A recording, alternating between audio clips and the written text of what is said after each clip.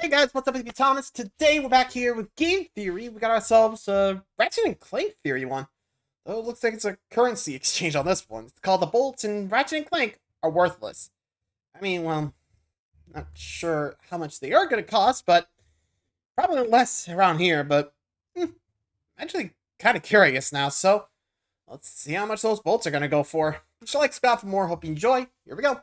The bolts in Ratchet and Clank are worthless. These shining floating pieces of metal may look like they're worth a pretty penny, but in reality, their value is cratering with each installment, and our heroes are the ones to blame. Oops.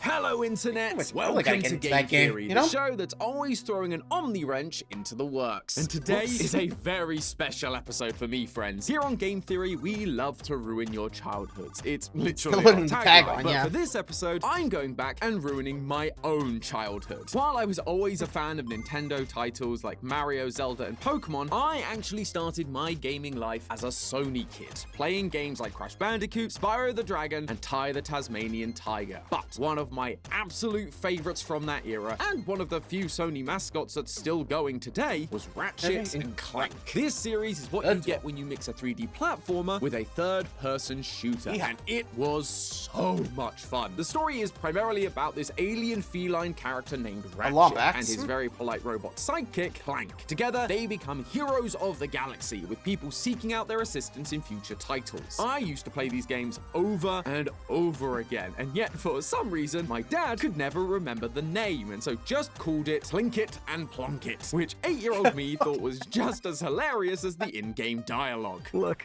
plumber's crack. What did you just say? I said, look, the plumber's back. Though it wasn't just the dialogue that was punny. Even the titles of the games lent into this slightly risky humor, with Going Commando and Up Your Arsenal. Fun fact, the European versions were just named 2 and 3 because of how risky those names were considered. Won't someone think of the children? However, for me, the best part about Ratchet and Clank, without a doubt, has to be the weapons that could unleash mass destruction and comedy on the many enemies in your path. Funny weapons like the Roofatron, which make your enemies dance, the Sheepinator, which turns everything into sheep, and the most iconic weapon of all, the Rip You a New One. What did you just say to me? No. That's literally the weapon. R-Y-N-O. Rhino. It's basically the ultimate weapon of this series. But the craziest thing is, in the first game, you are offered this insanely strong weapon on just the 7th planet, out of 19. By this point in the game, you're only buying weapons that cost 7,500 bolts, but the Rhino costs 150,000 bolts. So for the rest of the game, you're left wondering, do you just forget about it and move on? Or do you never buy another weapon and save up for it? It's a pretty tough decision, but what little nerdy me always wondered was how much would I actually have to save to afford such an insane tool of destruction? In fact, how much are bolts worth in general? Are they just 1-to-1 with the US dollar? Or has this guy been scamming me since 2002? Well, now that I'm the host of Game Theory, I think it's finally time I answer 8-year-old me's question. What is the value of a Ratchet and Clank bolt? Grab your gloves of doom and negotiators, theorists, because we're about to open fire on the Ratchet and Clank economy. Let's start with the bolt. Honestly, this should be fun, but, well, considering that intro, probably not going to be costing a lot. And, you know, inflation, all that. Check out some what he did on his pilgrimage. Hey, you. Themselves, because how the games use them to represent different values has changed a number of times over the years. From the 2016 remake onwards, bolt values are represented by their color: bronze, silver, gold, or platinum. Whereas in the first 4 games, the values are represented by what kind of shape they are. Are they a hex nut, a spring, a gear, that kind of thing? What, you thought just because they were called bolts that they'd only be bolt shaped? This is a series about interdimensional time-space travel. It was never going to be that simple. But as confusing as it might be, for the purposes of today's episode, we're actually going to focus on those original values, because the Rhino actually isn't purchasable in later games. Instead, you get it by collecting special items that are found in each world, which I guess stopped people from farming bolts and getting it too early. Stop telling me how to play my game, Insomniac. Though, if you do want to see how the value of bolts has changed across the series, or you just want to see more Sony mascots on this channel in general, make like a Lombax and smash that subscribe button. If we get, let's say, 1,000 new subscribers on this video, we'll definitely revisit this. But for now, let's just stick with the original games. In the original Ratchet and Clank, there were only 4 bolt shapes: a standard bolt, a hex nut, a star nut, and a gear. These are worth 1, 5, 20, and 50 bolts respectively. More varieties were then introduced in Going Commando, like springs, 3-way cross fittings, and 6-way cross fittings, which were valued at 100, 500, and 1,000 bolts each. And then up your arsenal added the acorn nuts, wing nuts, and double capped bolts at 3,000, 10,000, and 30,000 bolts each. And we are going to figure out the worth of each and every one of them, starting with the humble single bolt. To figure out what this is worth, we first need to figure out what material is used to make it. The most obvious thing to check is the color, and do you mind? I can't figure out the value of this weapon of mass destruction if you're standing in my way. You mind? Yes, I know your weapons are much more cost-effective. Okay, I'll tell everyone about the great deal they can get thanks to the sponsor of today's episode, War Robots Frontiers. This multiplayer mech shooter saw me... Really forgot about robots. Or robots. I think Caddy was actually doing like a sponsorship with them before. Even sent them a care package. I think that was them. I don't know. It's been a while. It was yeah, I think we're gonna say War Robots, but I'm not too sure. I don't even remember which episode it was. It's like, didn't he get a... Oh, okay. I think I remember where it's from. I think it's like in his video on banned video games. Or at least I think. I mean, it's the one that Spawn Screw legs and Thunder Runaway. That. And that was actually before the first game.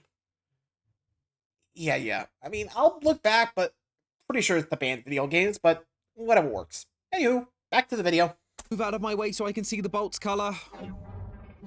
Thank you. Alright, so bye-bye. let's see what you're made of. In the first game, bolts usually have a greyish silver appearance, which, as you might expect, is the color of most metals, so not narrowing down the search much with that one. Instead, I started looking at how the items act in the game, and the biggest thing that stood out to me is that we can use tools like the bolt grabber or the metal detector to draw bolts towards us from far away and even underground. Kinda like how Sonic can draw in rings with his lightning shield. Whatever these bolts are made out of, it has to be a magnetic material. That immediately rules out obvious silver metals like, well, silver, and leaves us with just a few options: iron, nickel, cobalt, steel, gadolinium, and dysprosium. But in order to crown a winner, there is one other factor we need to consider: what this currency actually is. Bolts. Bolts are used for building machines, robots, and all the gadgets we encounter within the game. Plus, these things fly all over the place after getting smashed out of boxes or bursting out of robots that have been blown to smithereens. And yet, they don't lose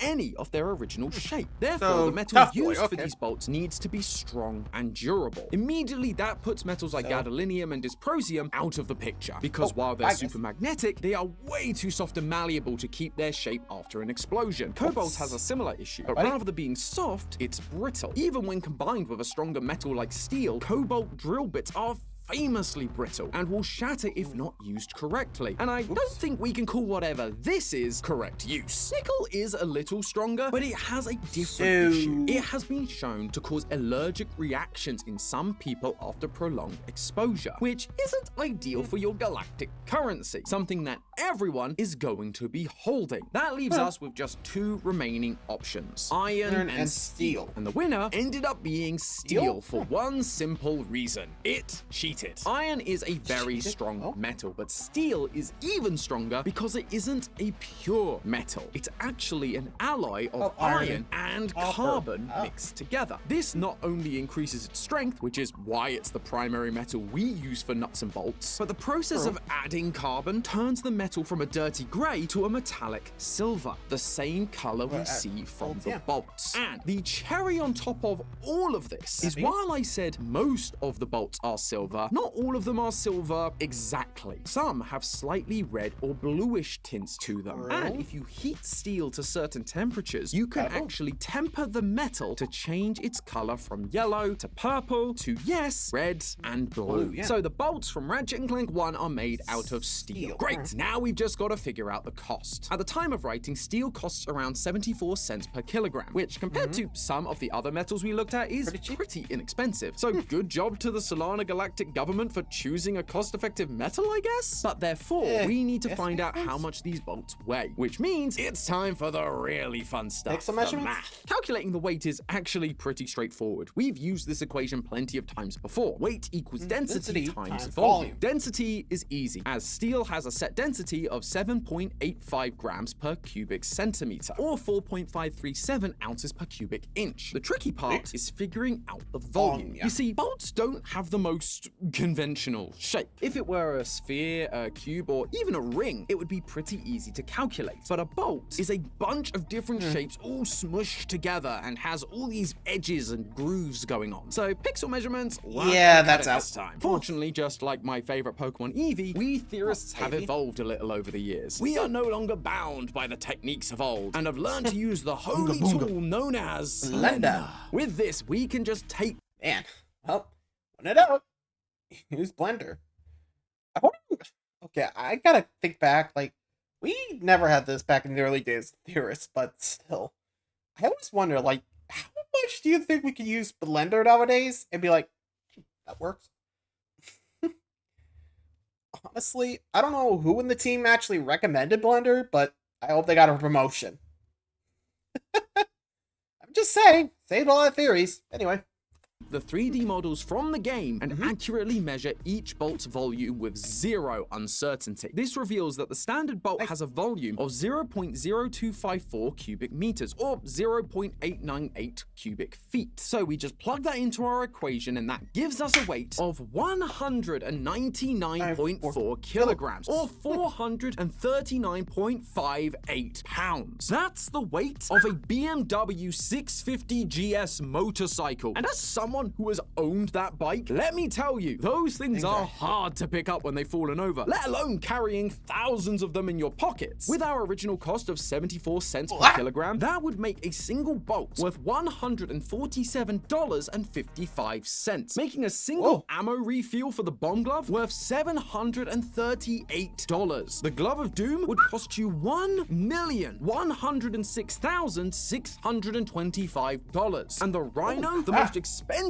item in the game, the item you spend hours grinding for bolts in order to get, would cost you, get this, $22,132,500. I don't have that kind of cash. I have a hard time buying something that's a few $100s. This is just a completely unobtainable item, and it only gets more expensive from here, friends. In the next two games, they decided to change the bolt color from various shades of silver to gold. Maybe they just couldn't be bothered to keep heating the metal to different temperatures to get that color change and just said, stuff it, everyone likes gold. It wouldn't be a bad time-saving measure, but it does mean we have to find a new material. Although this didn't take me as long as you might think, because we already found the only tough, magnetic, and golden material in our video about the value of Sonic's golden rings. It's called neodymium. And with that legwork saved, we can just do our weight calculations again using neodymium's 7 grams per cubic centimeter density. From there, we can see that a single bolt weighs in at 177.8 kilograms, or 391.98 pounds. So it's actually a good bit lighter than our steel bolts, which might make you think that it's worth less, but oh no, friends. Neodymium is worth way more than steel. In fact, it's worth 125 times more. Where the hell did they get that money? $91 per kilogram, making the real-world value of a single bolt in Ratchet and Clank 2 and 3 $16,448.28. The ammo for one of the most basic weapons, the gravity bomb, in this game would cost you $822,414. If you had the desire to turn your friends into ducks with the quack array, you would need to have 3,289,656,000 in the bank. And the rhino, well, there's 2 rhinos, one for each game. The Rhino 2 would cost you $16,448,280,000, and the Rhino 3, or Rhy-3no, I guess, comes in with the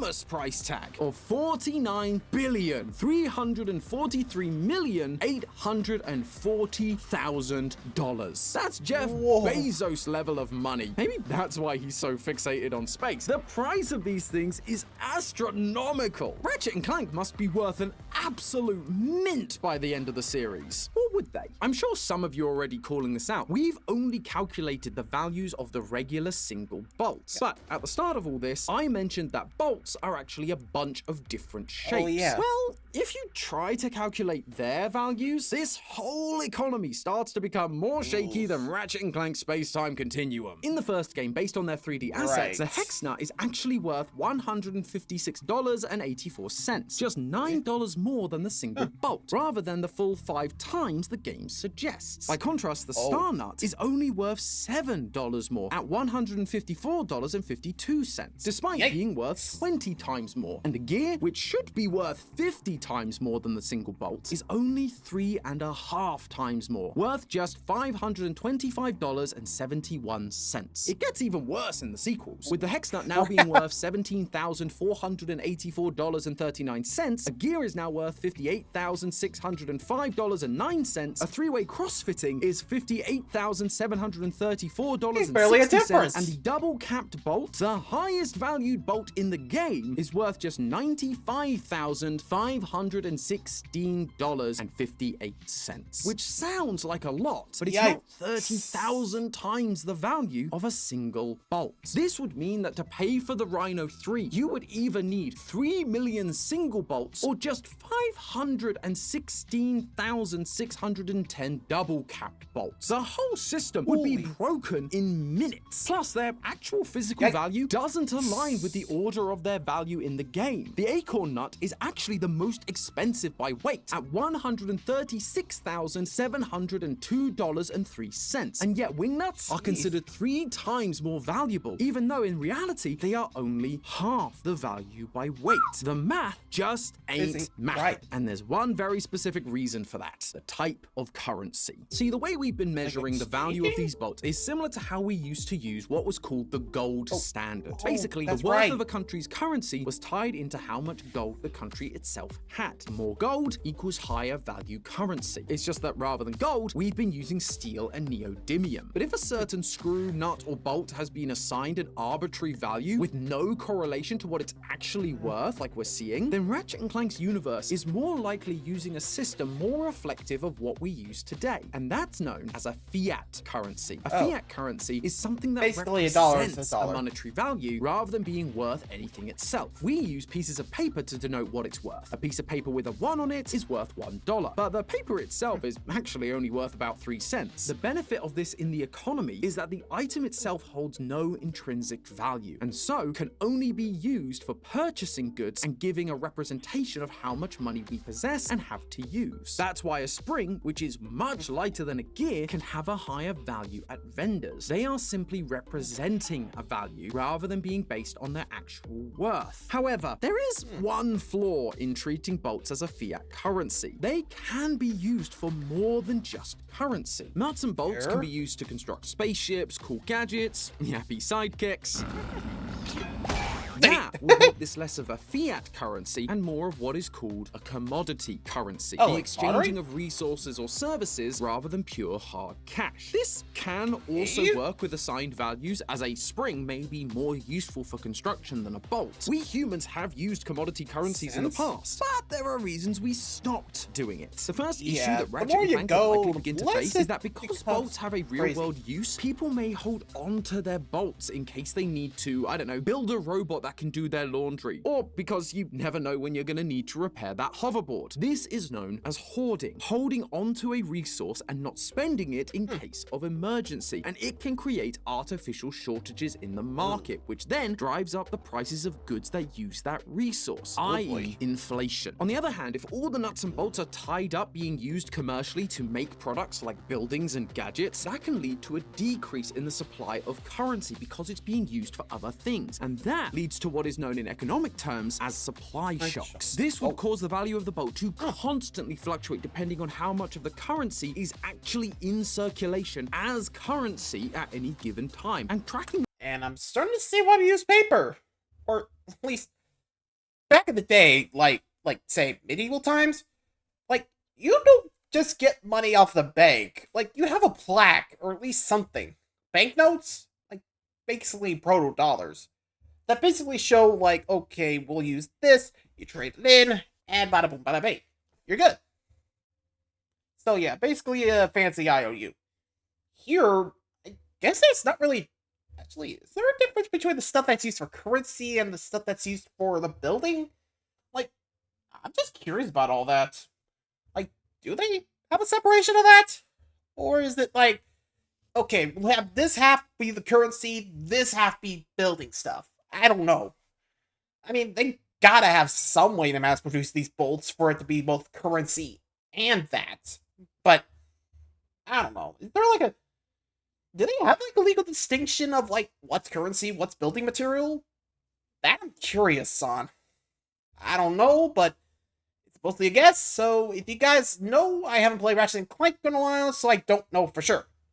Anywho, that across an entire galaxy is going to be hard. And that circulation problem gets even worse when you consider bartering's more of a local thing. All over the galaxy, in based on robot enemies you something smash up, in hidden stashes, but also on planets that have been uninhabited for years, like the abandoned mining planet of Tabora and Fastoon. At any point, someone, and by someone I absolutely mean we, could stumble upon a huge amount of scrap metal and bam! We have a bunch of currency. This would suddenly increase the amount of currency in circulation, and we saw firsthand what happens when this occurs during the California gold rush. There was a huge discovery of gold in that area, and a huge influx of gold meant that more people had more to spend, which effectively reduced the dollar's purchasing power, and that forced the prices of goods to increase by an average of 30% in order to keep up. We can actually see this forced inflation taking effect in the games. Take a look at the prices for the standard rocket launcher in each game, the Devastator, the mini rocket tube, and the Annihilator. They all do the same basic thing, fire rockets that auto-aim, but the prices of them have skyrocketed. Pun absolutely intended. But the biggest issue is that the bolts themselves won't last forever. While steel and neodymium are very durable metals, they do still corrode and degrade over time. Steel contains iron, and when it comes into contact with water or oxygen, it oxidizes, producing rust. Neodymium also oxidizes, which is what gives it that golden color, but that also means that over time it will become weaker and weaker, making it completely unfit for use as either a physical bolt or as a piece of currency, just like the steel bolts. This is especially true on planets like Quantos or the dank swamps of Uzla that have super high humidity that will speed up the oxidization process. If these bolts deteriorate, that's once again less currency in circulation, which again leads to a limited supply, which once again lowers the value of the bolt. All the while, prices are going through the roof. So really, Ratchet and Clank's biggest threat isn't Dr. Nefarious. It's not the dimensions intersecting. It isn't even Captain Quark stabbing us in the back for the bajillionth time. It's themselves, smashing everything in their path, destroying the economy just so they can rip you a new one. But hey, that's all just a theory. A game theory. Thanks for watching. And one final reminder to head on down to the description.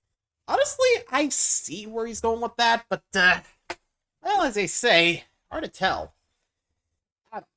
But let me know what you guys think. Do you believe the theory? Do you not? I hope you enjoyed. Till next time, see ya.